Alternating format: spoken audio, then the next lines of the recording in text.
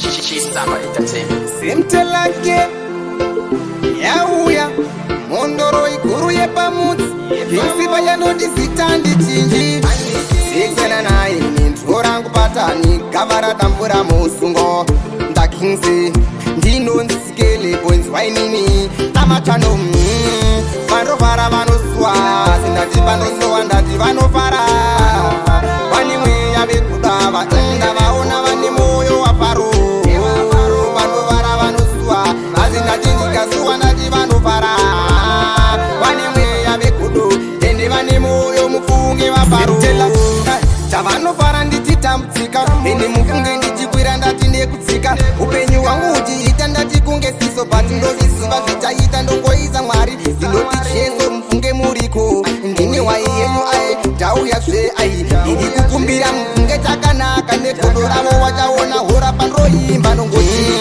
vanovara vanoswa ndati vanosowa ndati vanofara vane mweya vekudava enda vaona vane moyo waparo vanovara vanoswa asi ndati ndikasuwa ndati vanofara vane mweya vekudo ende vane moyo mufunge vaparo chandakatadza ndoti chiko mufunge ndiudze zvimwe zvinoda kuripwa nekuti ndaona mufunge chitsvuku enda chinditsoma ezuva nezuva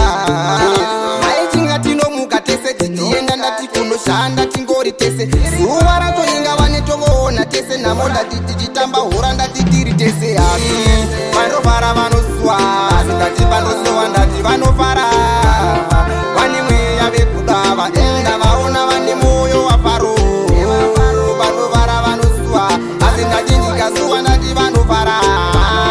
vane mweya vekudo ende vane moyo mufunge vaparo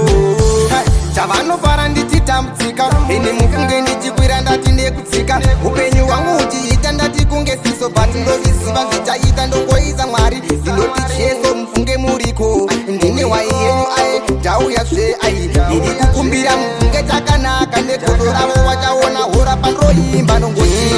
vanovara vanoswa asi ndati vanosowa ndati vanofara